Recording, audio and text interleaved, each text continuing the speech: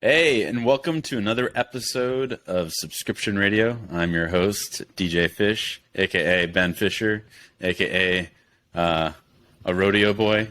I'm here with a friend, and so I'm really excited to have on the show Andriy Rudnyk, who we actually met at a subscription conference in Orlando. I don't even remember how long ago, how many months ago. It wasn't that long ago. It's one of those years, that it just feels like it goes on for many. 6 months just doesn't feel like that long ago. Yeah. Well, thanks so much for coming on the show. Just a little bit of background on him. He runs an agency called Good Subscription Agency and works with brands doing at least 7 figures on specifically subscription strategy. And, part of actually what I liked, and even preparing for our conversation, was going through and just looking at sort of your philosophy around, it's not about installing a subscription app. And I think any brand that has any decent volume already knows this. It's about nuance. It's about pricing. It's about how it's implemented to match your business. And so I think part of what I know, I'm hoping to get out of this conversation is us to go deep in a few topics that we've already talked about, and actually have like some to learn a little bit about what you've been seeing and what you've been learning working with the brands you do. And I don't know if you want to take a second just to mention a few of those brands. I know it's like Dwell and Magic Delivered. I would Seed to Table. Is there anyone else that is worth mentioning that you'd like to? Yeah, it's a couple of Shopify brands, a couple of Shopify Plus brands. We're a fairly boutique agency, but we've lucked into niching into something like seemingly very small. It's like whenever I tell somebody who's not in e-commerce, it's like, oh, we just do Shopify and we just do subscription brands on Shopify. That's the only things we service. But within that, there's a ton of stuff. Go number 2, we're actually helping them rebrand. It's a big bamboo toilet paper brand. They're taking on Cloud Paper. They're adding on a bunch of things too. So so a whole bunch of either replenishments and household items, or seafood, or membership boxes, or loot boxes. We kind of cover. We've had experience with all of them, and So what separates us, I think, is that a vanilla agency or a regular Shopify agency runs through probably 4-6 subscription projects in a year. Right, and you constantly have those teams switch, and we do that many in a month. So we either do split testing for subscribers, subscriber conversions, or churn optimization, onboarding emails, and that kind of stuff. Yeah. And you work across the gamut with a bunch of subscription apps, and so you've kind of seen it all. Yes, yeah. We pick the app that's the best for the merchant. Yeah, that's how I always look at it, and because every single business case is different. And every single, tech stack setup is different. So I am very, very, very skeptical of people migrating apps generally, because it's unless it's like a really completely revolutionary, we're going to help a lot or reduce a lot of customer friction with this. Generally, it's like, okay, you have to really plan this out properly, because it's a long, stressful process. And the tools you're going to get at the end better be worth it. So, but yes, we work across with all the apps. Yeah, no, I am curious of the brands that you see migrating. Are a lot of them migrating off of legacy Recharge, and then they're finding a new home? So yes, Recharge is, obviously by far the biggest subscription app out there. Yeah. So, but proportionally, you would see the most bleed from there. But also, like the Shopify. After the Shopify checkout APIs happened, the industry for subscription apps just got wild, and now finally it's not a question of, do you want to be on Recharge or Bold, or it's like, no, what do you want your app to do? And now you can actually look, and apps are competing on really like niched in functionality. So I know I was at Bold when this happened, so I've kind of seen it on ground of what happens to the product team when your app gets pulled from the store. But long story short, was that Bold checkout? Bold checkout. I was I'm OG. yeah. Bold's third-party checkout was like the linchpin that is currently the big center of their strategy too. And I was on the sales team where most of the enterprise deals were the Bold checkout. So at the time, it was it was something. No, well, before this, I had co-founded CartHook, and so I went through that experience. I know. Oh yeah. Yeah. So, no. Anyways, but getting back on topic, that's helpful context, and I think you're right. There's I would say 25 apps now that do subscriptions, and ultimately, what I've joked with people, actually not joked, what I've said to a brand is before I can even say if Rodeo is a good fit for you, it's I need to understand your business. Yeah. Because you can go to a feature matrix and compare a dozen apps or even 5 apps, and someone's inclination might be to go to the one with the most number of features. What they don't realize, or most people don't realize, is it's not about the number of features, it's how personalizable are the most important features to your business and your business model. Right? Couldn't agree more. Yeah. Yeah, so that's one of those things where you kind of have to. I think intuitively it makes sense to a lot of people, but you look at features and you're like, oh, this one has 50 features, and this one has 4. And I was when you think of surface area of a product, the brand that has fewer features typically can move faster, and then they can also invest more in building and integrating in those different features. And so it's not binary. There's a continuum, but that's one thing that I always I've encouraged brands when I'm talking to them, even if it's not in a business setting. It's just make sure you understand what it is you're trying to accomplish. And what are these features you're actually going to use that are going to move the needle, and not are the ones that sound great. Because actually at some point I want to write a blog post. It's all the features that sound great, but actually don't do shit. That's on my list. Anyways, I digress. Let's get into sorry. I was going to say I could throw out some SMS box controls. I've yet to see that really land and really hit, and because everybody makes a big noise out of that. But it's okay, other than just doing a skip and order, I don't want to manage anything over text, over written. What is this, basic? Am I right? And you have to talk to this in intuitive system, but. I couldn't agree with you more there, because, one of the really common things we do is, migration, but app procurement is a whole month-long process where it's yes, we need to first of all understand what you need currently. What are you looking to grow into? Are you going to need gifts? Are you going to need to build a box? Are you going to need this flexible shipping schedules?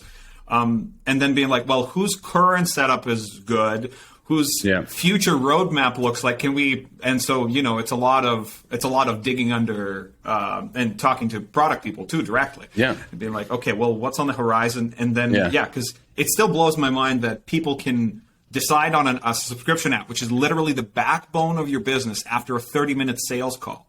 Yeah, your 90% of your efficiency will be built right here with this one tool. So don't rush it. Yeah. Don't rush it. Yeah. Yeah. Oh, well, I think that's a great segue to one of the first questions I like asking is, what do you subscribe to?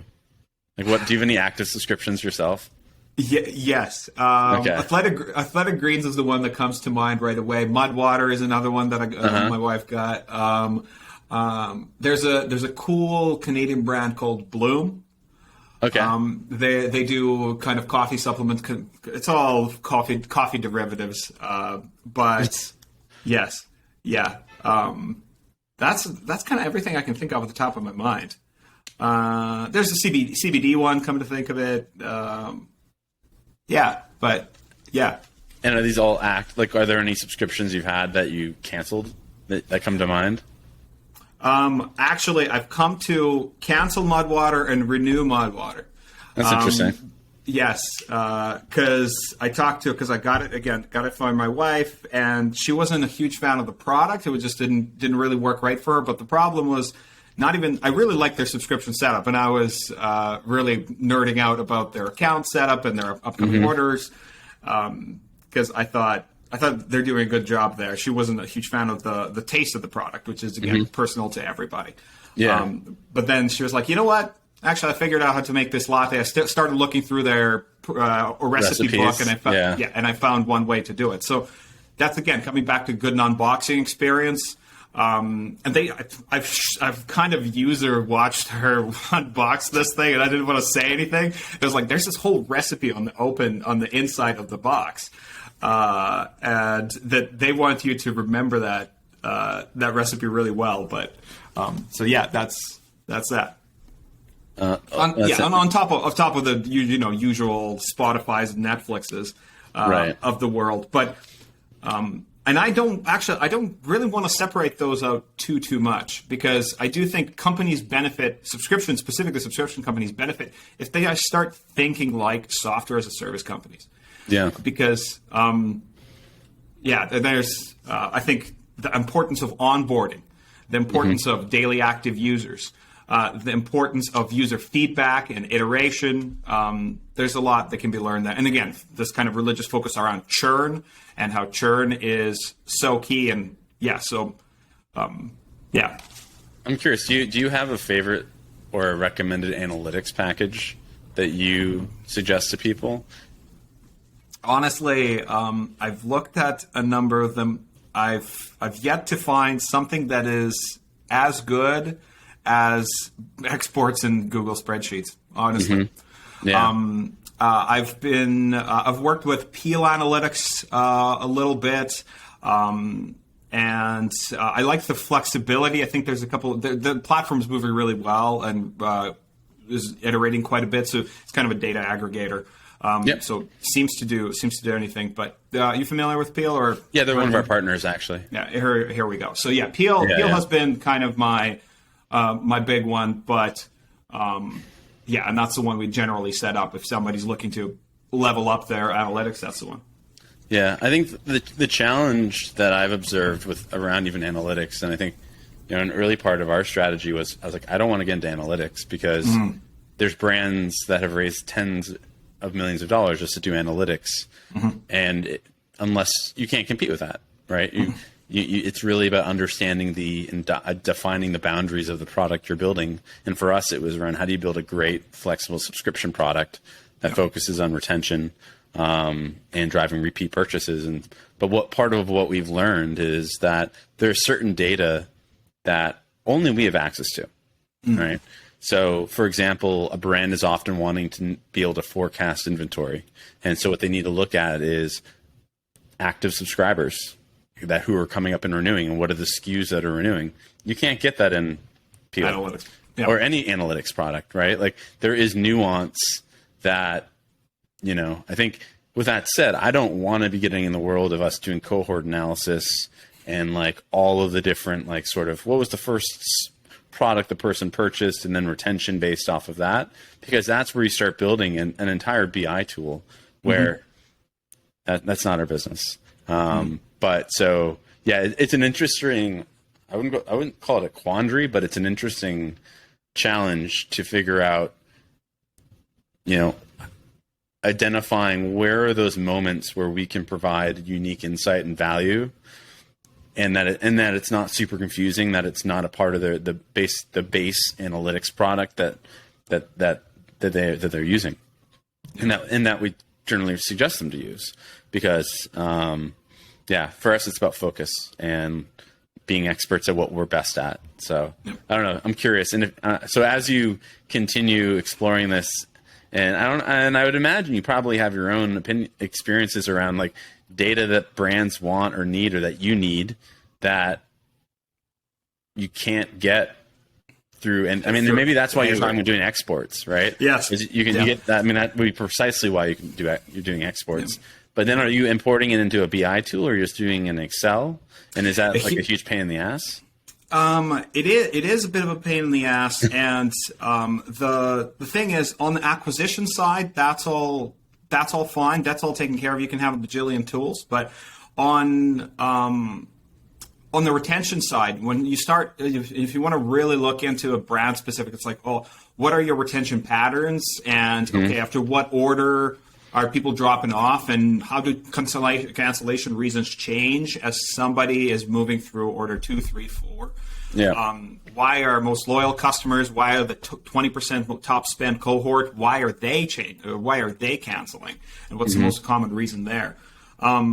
So it's like, unfortunately, I wish I had a good tech stack that I could say, hey, you know what, we do our exports and it's all fairly manual still. But I almost find that to be good because how you define your key metrics, like you almost have to think about it a little differently for every single brand. So every single brand's trying to solve slightly different issues when it comes to retention. And therefore, it's like doing manual exports and looking at, okay, well, what are the most common frequencies? What are the highest customer lifetime spend segments doing?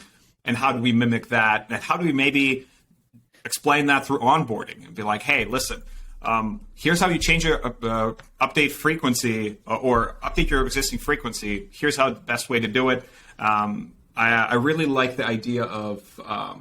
there's this book called The Membership Economy by Robbie Kalman-Baxter. Yeah, I've read it. It's one of my favorite books. Yes, it's a great book. And she talks about super user onboarding. So make it's somebody like an old feel... book.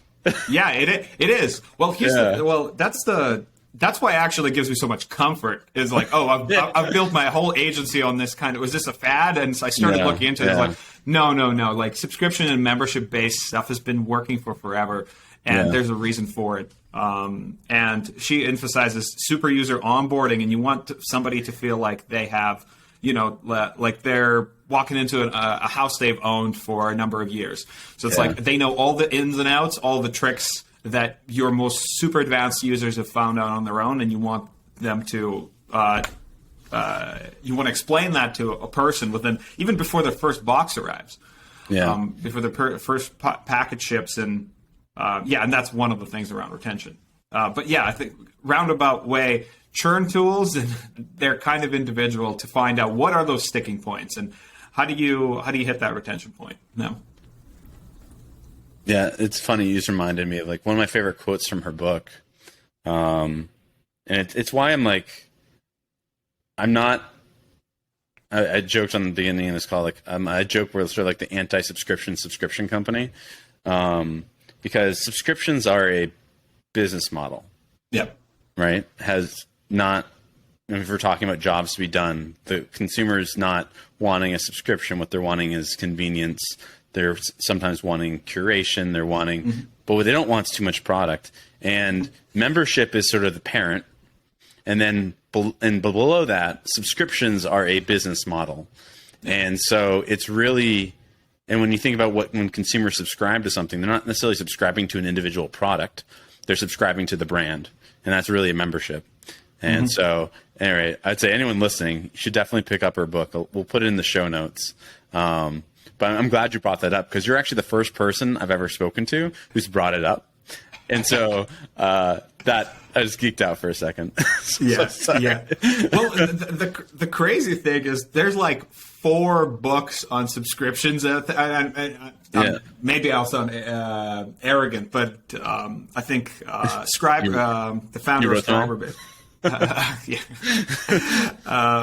but Subscribe, the Automatic Customer was a really good one too. That and that one's a little more around subscription model and around business acquisition. And it's again a lot of books that are focused on and have been talked about in the software as a service, and essentially think about any business with a recurring revenue model. And then reapplying that to e-commerce seems like it has to be done. And it is done by good brands. That's how they grow. Yeah. No. 100%. So going into how good brands grow, I think I don't know if there was a specific like spot you wanted to jump into, but I know one of the things you were talking about is like common assumptions you were seeing. Like before the call, you were talking about like it's insane how brands default to 1 month, 2 month, 3 month intervals. I don't know if that's one of the common assumptions you had that come to mind, but basically it's even like picking your subscription frequency and aligning it or adjusting it. Yeah, can you talk about that? Yeah.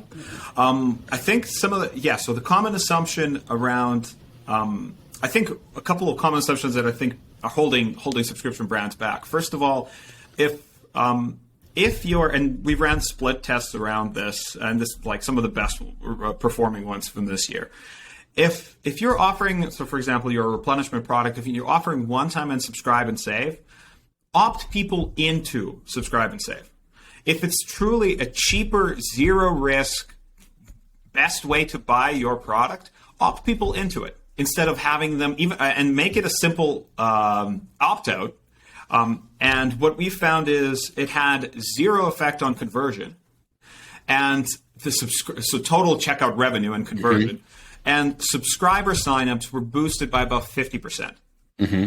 So, and a lot of apps for some reason don't even allow that out of the box, where hey, you can't pre-select subscribe and save as the default on the product page. I think that's one. Another one is, yes, the preset frequencies that come from the app. Like, think about that for a couple of seconds and think about what is the consumption habit and what is the best way for us to make it as natural as possible. And the answer there is, well, you want presets, but you want flexible frequencies down the line. And you want to onboard somebody to let them know that, hey, if this is too much or too little, because you brought up a perfect point at the beginning, is customers are still the most common reason is to have too much is the most common reason to churn. And that is not a reason to churn. That is a reason to delay, reschedule. And if your customer portal is very hard to get to, don't get me started on Shopify's account page and the customer portal, and account invites not being mandatory. And it's... which kind of, yes. So I'd say those two big assumptions are a good start. But I think even the bigger parent one that we talk to brands quite often and actually struggle with, even with seven-figure brands, is this hyper focus on acquisition. And this idea that, and maybe it's because maybe e-commerce has been so cheap to advertise on and so effective for such a long time with really highly targeted ads with Facebook, that you could get away with, hey, we just need a conversion funnel. We just need to give away 50% off on our first box, and if they order twice or three times, this is great. We don't need anything. We're already profitable. But that's proving to be more and more untrue, and with customer acquisition costs going through the roof. So the other side of that coin is, well, if your acquisition is going up, you need to focus on retention. And that is actually where you're going to find the budgets to build, and that's where you're going to find profits. One of my favorite things to remind people is that your most profitable marketing email you send out every month is your upcoming order email. Yeah. Because, and I love to bring this up around Black Friday, Cyber Monday. It's like, okay, well, do you have a gift, some small thank you to your current subscribers? Because guess what? If you're sending out an email and it says, hey, when you spend $100, you get this $10 product for free. Guess which one's going to perform better? The one you send to an existing customer who's already got that queued, and all you have to do is just remind them that this is coming and here's a thank you, or somebody who's never bought from your brand and they're thinking, that's not worth it. Those are, I think, overemphasizing on acquisition and forgetting that, we've known this for a while. And I'm actually yet to find the real source of this quote, but it costs 5 times to sell to a new customer than it does to an existing one. Yeah. Simple as that. So. Yeah, that's an age-old adage, I guess. Yeah. But no, that's interesting and that makes sense. And I think, like, if I was approaching, and my understanding of what you just wrote, what you just said, has got me thinking is I would want. So I'll say that the feedback I've gotten, or the sentiment I've heard from brands around the upcoming order reminder, is split. What I say is very similar to you, which is it's the highest opened email that you're going to send. So it's a great opportunity to do like upsells and cross sells. For a lot of brands, their concern is it's also the person that when someone cancels. As a designer, like my background's in design and programming. As a designer, I'm like, it's a horrible user experience as a consumer to not feel like it's easy for me to know ahead of being charged. Yep. And that ultimately, net, you're going to make more money and have happier customers, providing the flexibility and clear communication that comes with communicating through SMS and through email. But what's important there is you also incorporate opportunities for them to swap, to do add-ons. Because again, going back to what you were talking about of people canceling not because they don't like your product, but they just have too much, being able to offer them an easy way to swap for just this upcoming month is really important. But I love what you said around providing almost like a free gift tier, right? Where, and you could dynamically do this for every customer and you could split test it, but it would be effectively taking what's the order value of their upcoming order and then saying, if you spend $25 more or $50 more, you get this free gift or you get something, right? I actually haven't seen that done before. So now I'm curious to take that back to our team and talk to some brands and see who wants to experiment with that, because it would be really, it's really interesting. I think I understand the hesitation and the idea of, well, we don't want to, yes, we are afraid, we don't want to prompt cancellations. Right. Here's how I've seen this play out a couple of times is a customer either wants their next product or they want it or they don't, right? And if they don't, they will cancel after their payment's been charged. Right. Yep. So, and the problem there is it's going to go through your support. It's going to clog up. It's going to clog it up and create a terrible customer experience in general. So good luck winning them back. Even a harder thing to do.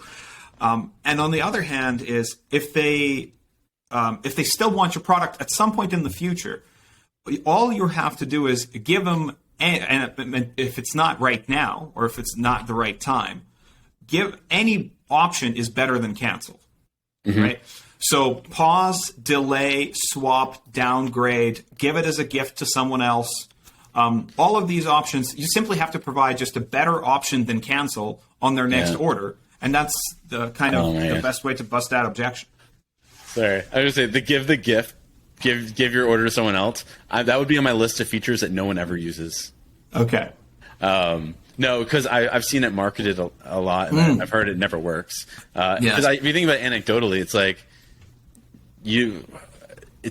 let's say the average order value is $30. You're sending it to someone you don't know if they even want it. Like the amount of friction.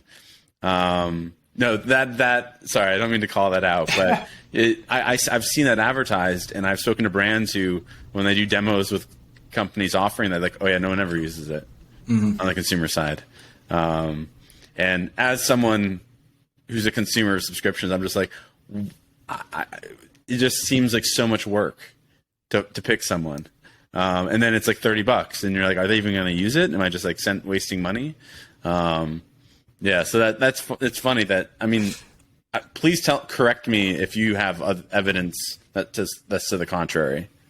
I'll be honest. I've yet to see that gifting the next upcoming order as a thing. It falls into I like the idea of just giving people more flexibility around what to do. And yes, you don't want to overburden them with 50 options. But we do work with brands that seemingly would be a good brand fit around memberships and around kind of community specific memberships, where it's like, oh, I want to send a free month to a friend.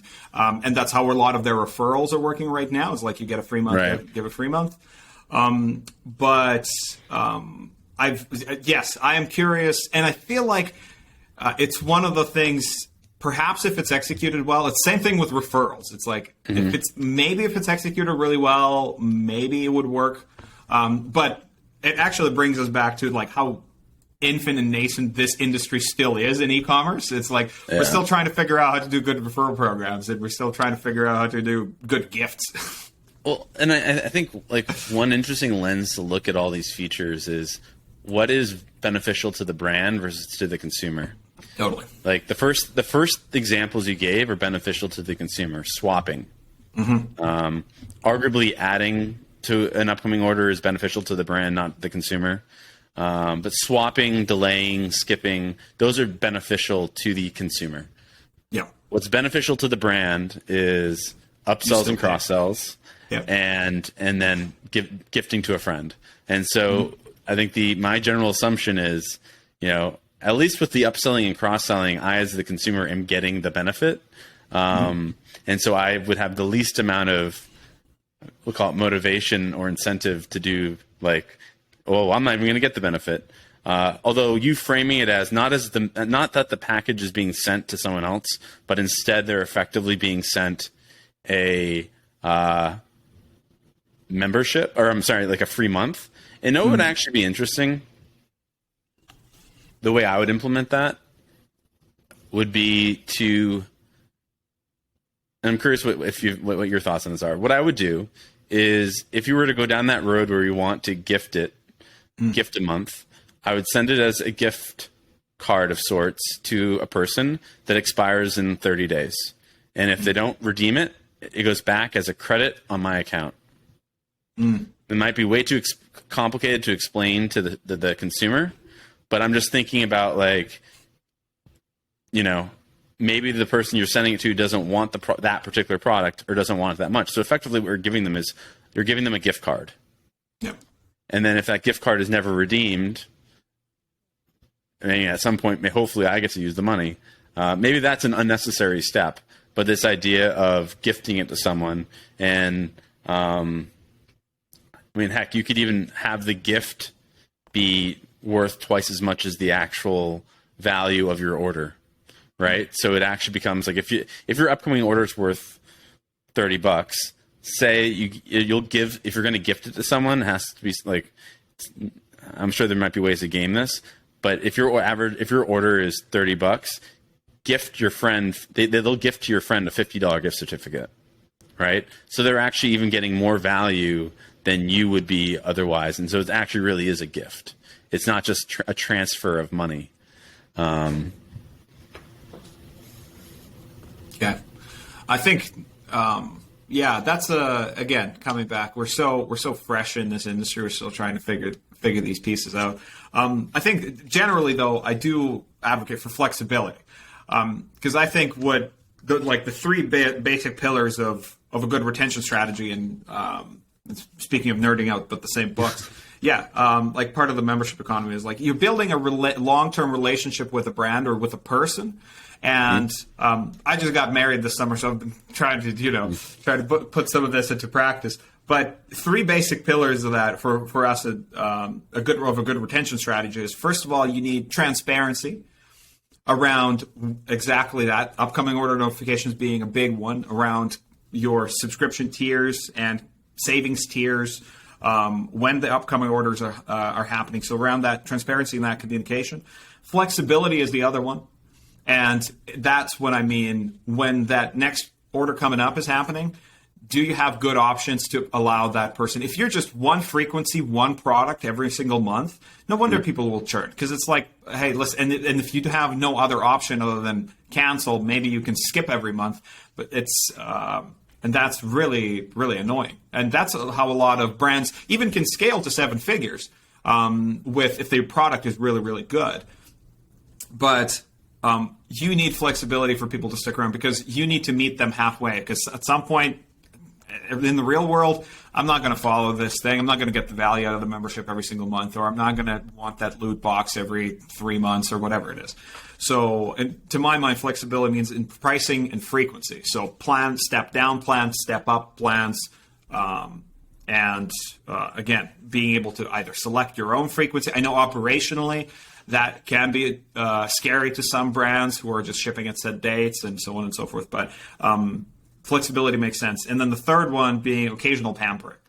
It's like you want to make sure that your customers and your subscribers feel like they are valued more than somebody who's a random visitor on your site.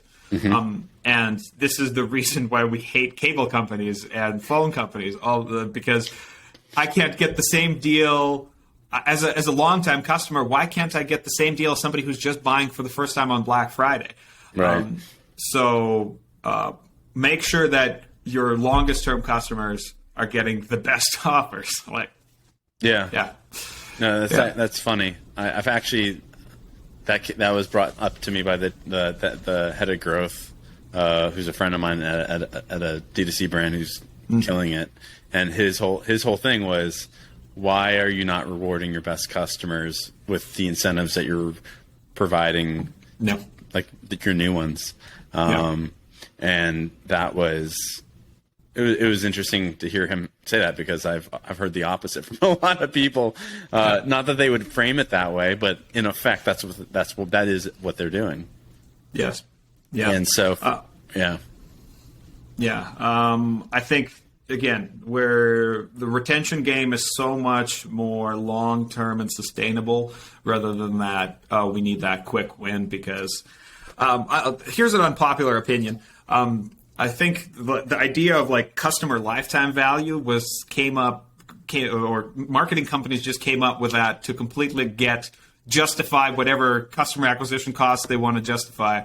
And I know that some marketing agencies talk about 30-day, 60-day, 90-day spend and cash multipliers. But at the end of the day, your customer lifetime value, like the formula is your total recurring revenue for a period less your total costs divided by your churn. And that's what customer lifetime value means. At least for subscription brands, they can hop in and get that data easily. I understand why it's harder to calculate churn for non-recurring revenue models, but subscription brands really need to take that and run with that, and really hold their agencies accountable, because it's like, well, but we still have some room to play with, and they're kind of offloading a lot of this to the merchant and saying, hey, well, you can break even on later break even on later dates. Mm-hmm. Right. Yeah. Right. As opposed to doing a compressed period or a certain time frame. Yeah. No, that's absolutely true. Right. It's like you don't want to make $90 over the course of 100 years. You won't have a business. Yeah. There does need to be a time frame. Yeah. Yeah. I do. I'm curious, actually. So this about order frequency and good ways to. I've yet to see good ways of subscription brands to actually get people to use their product more often. Or, for example, how do you condense or drive that? Because that's a really important big piece. Mm-hmm. And you could say, hey, recommended. You can do some design tweaks and get people an idea of how. On how to, if they're running out of product too soon, and how to order a little faster. Obviously, that's another really good way that only subscription brands can upsell. Right, is get somebody to order more often, simply, rather than trying to, and that's kind of boost your customer lifetime value. But I'm curious what your thoughts are on brands trying to emphasize sooner and more often, ordering sooner and more often. And have you seen brands do that? Because on the other hand, I'm like, well, let just customer pick their own frequency and pick when they want to order, and just be top of mind for them when they do want to order this thing, household products, supplements, food, or do you try to increase their consumption habits? Yeah, I mean, it's interesting. I think the example you gave of your wife and the Mudwater, we'll call it the recipes, is an interesting example. The friction of implementing a recipe is not necessarily small. I think what I've observed, and it depends on everyone, it depends on businesses, it depends on their cost of goods, but I know a lot of brands that have done really well by selling in bulk, where they actually don't want to be doing frequent purchases because of the cost of shipping, the cost of packaging. And so what they do instead is they'll push like bulk orders. And I've seen that with several brands where, okay, it's like 90 days worth of product.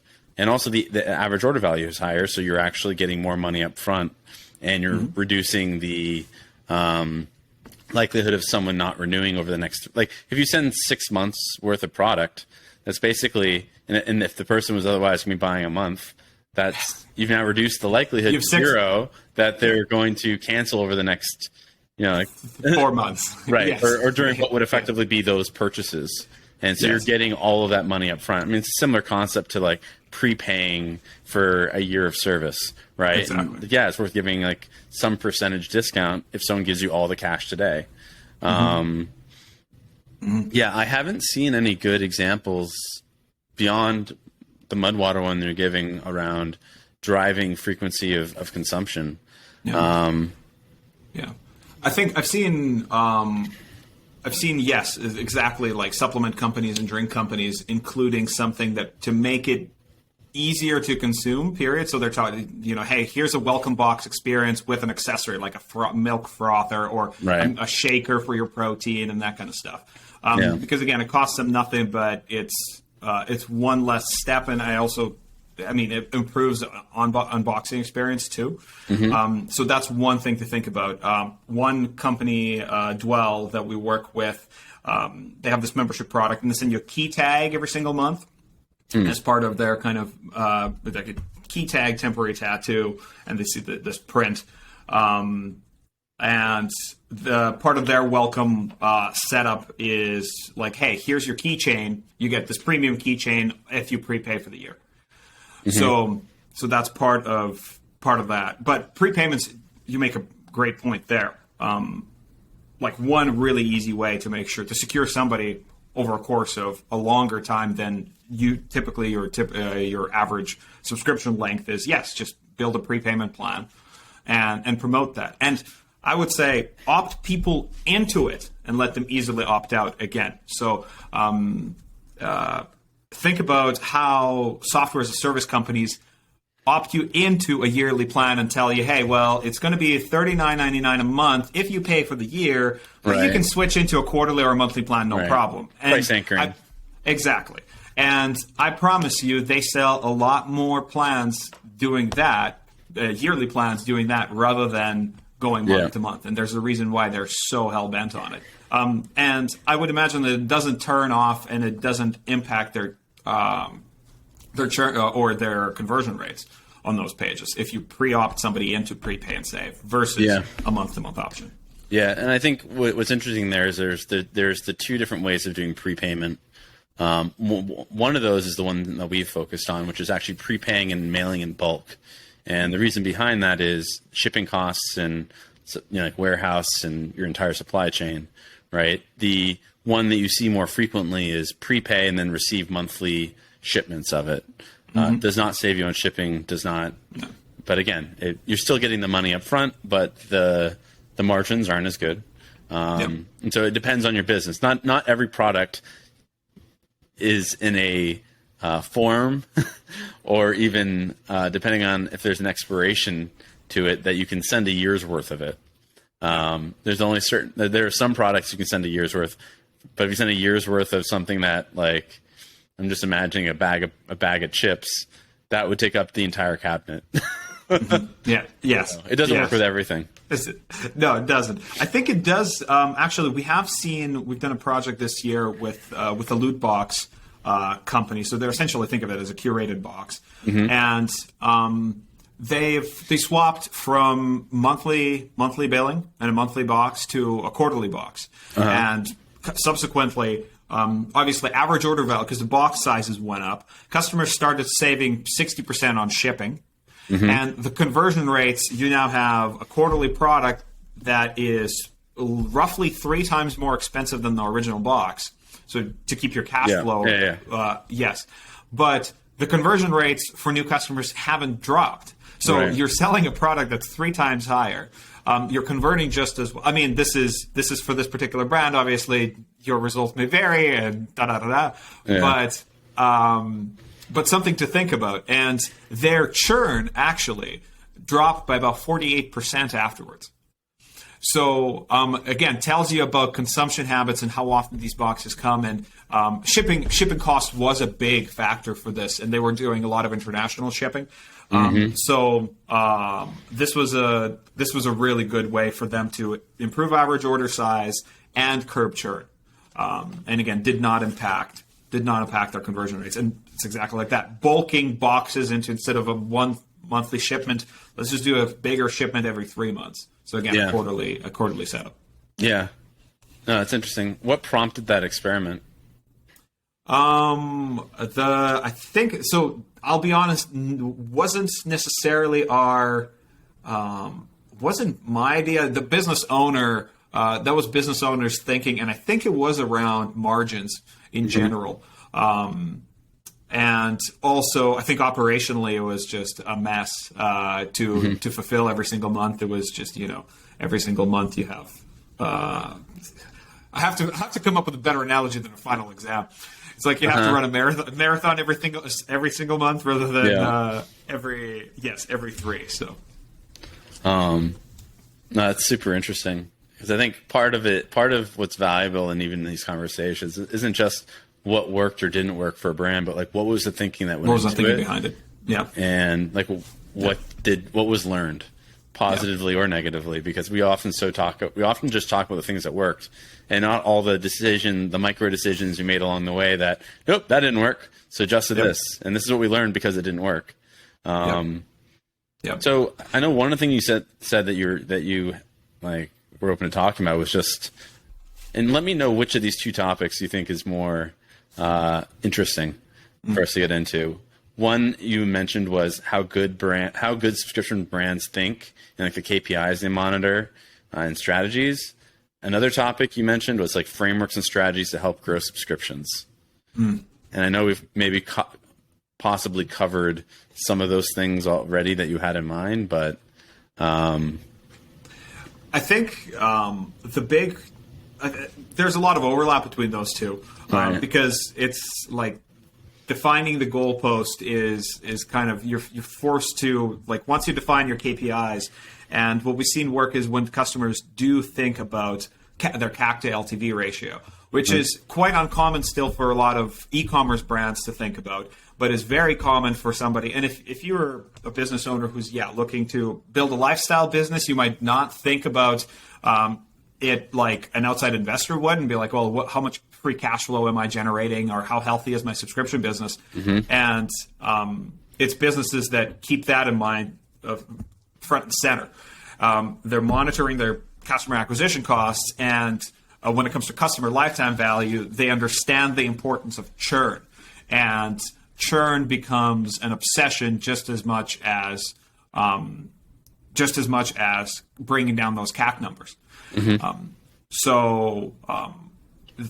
To me, that's actually kind of what seems to be working for the brands that we're working with and growing with, is that focus on retention just as much as acquisition, if not more. And it's and running churn tests and understanding, okay, well, how do we improve retention in general? So, and afterwards, it's like, once you have that laser focus on churn, like, okay, well, how do we build a really good retention strategy? And at that point, it's okay, well, what are the categories for churn, and how do you handle each one? So we can go through. I would love to, because there's not enough conversation around churn in my mind. At least with brands. And because, again, I think it's maybe we're riding off of that cheap ad high, is that you could have scaled to a specific size, but to break past that, you really have to look at where you're bleeding customers every single month. So passive churn and credit card dunning and expired prepaid subscriptions, and day one cancellations, and an active churn is like, well, okay, how do you mitigate active churn and people who are indeed canceling because your most common reason is I have too much? Yeah, I think it's funny. I think coming from the B2B SaaS world, I've always taken it for granted that people... yeah. And one of the questions, like when I'm talking to brands, is like, what's your monthly churn? And they'll be like, oh, how many great. of them know? No, how many of them know the number? They know, and they're like, we're doing great. We're at, let's say like 7%. 7%. Yeah. And I'm like, in 10 months, you've lost 70% of your customers. And now, there's certain benchmarks that are out there where, like I think the latest one as I recall is like average subscription brand loses 50% of their customers within 9 months, 9 to 12 months. It varies by category. It depends on a bunch of things. But I think any company that's losing 70% of any of their customers, even if that's the benchmark, it just seems like a bit of a crazy thing, because if you were losing 70% of people who sign up for your product, like what we talk about typically in B2B SaaS is expansion revenue. Yeah. Right? Like, oh no, you want to be like and it's not monthly churn, it's typically like we'll talk like annual churn. Yeah. And so it's there seems to be both, I wouldn't even call it necessarily confusion. Maybe it is confusion of at what point should you be freaking out about product market fit. And, obviously there's other metrics that you're looking at, as you mentioned, like CAC to LTV. And it's LTV typically over the first, at least in SaaS, it's like the first 90 days of LTV, right? Like that's your CAC payback period. And so within D2C, I think, there's so many variables you're dealing with around supply chain and unit economics, but like, the churn one always surprises me, where someone says any number and I'm typically surprised. Well, I'm mostly surprised when they're like, oh, we're doing great. And then I expect like some sort of like spectrum where it's like, okay, you could argue, we could have a conversation and maybe it would make sense. But when you start talking about 70% of your customers, that I do a bit of a blank face for a second and go, okay, let's talk about why, like how is that? Why is that happening? What have you learned? Like why is that happening? Because then it's a question of, do you have a healthy business? I mean, you certainly don't at those numbers. And then it's a question of, well, what are the reasons that you are at that, and what can you do? And is there a way for us to help? I don't know. Is there anything that you've heard from brands where the response just kind of like floors you? I've had calls with brands that sometimes talk about, well, we have basically our customer acquisition cost is in triple digits and our monthly churn rates are in double digits. But we've but you know what? That's a lot better than it was 2 months ago. Right. And part of me just wants to hold my head and I don't know, bang it against the wall, because I don't know. These are conversations around with younger brands that are still very, very fresh to this, fresh to it, and understand that don't yet understand what that feels like to sustain. Right. And sometimes, yeah. And with the smaller brands, like if they only have 100 customers, it's easier for but still, I mean, it still has the same impact on revenue. But if you're at 7 figures and you're using those numbers, then you're in a very dangerous position of, we need to possibly be doubling down, focusing on a different part of our business, because if we continue investing money in growth, we're just burning it on the other side. Yep. Yeah. Which I think is what you were saying earlier. Very much. And again, it comes back to my saying that your upcoming order email is your most profitable email. Yeah. It's your most profitable marketing email. Now, because profits are made on the retention piece. I think one thing that kind of makes me whatchamacallit, kind of drives me nuts, is when I see businesses still want to reward new acquisitions and give discounts they would never offer to their existing subscribers. Mm-hmm. That thing still blows my mind. And also one crazy thing is like you might have a big direct to consumer brand, and you've launched subscription as like an accessory bolt on at some point, and it was never the focus. That kind of blows my mind too, as well, where it's the business model is so lucrative and so solid once you have it up and running, is when you see massive brands that are giving you just a simple subscribe and save 10%. And again, not pre-sold. There's no real reason other than that. And it just kind of blows my mind that they would not drive that as be subscription first in that sense. Yeah. On the other hand, it is uplifting to see and to hear e-commerce brands come back and say, like, what if we went subscription only? What if we just ditched our one-time products, period? And I mean, I'm hesitant to recommend things like that too, because it's like, well, how much of your returning customer base? Because I have a suspicion that some people are just, and it depends on your demographics and your brand, obviously. Some people are just not open to subscribing at any condition. There's that too. Well, and I think that the challenge of that too is it incentivizes people. Well, you can measure the impact on conversion rate, but it incentivizes, like most people, it's like asking to get married on the first date. Yeah. And one of the biggest frustrations I know from a lot of brands is people who sign up for the discount and then cancel immediately, where it's really it's incentivizing that. But yeah, I don't know. I've talked to people on both sides of the fence. Personally, just as a consumer, I want the flexibility. But no, I'm very my own feelings aside, I am fascinated about what actually the results are. So I can only say anecdotally, by speaking to brands that I know that only offer one or offer both.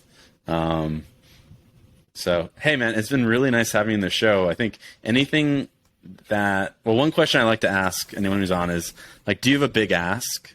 Is there something that, if it were to come true, would change your world, like personally or professionally? Yes. Opt people into subscriptions. Okay.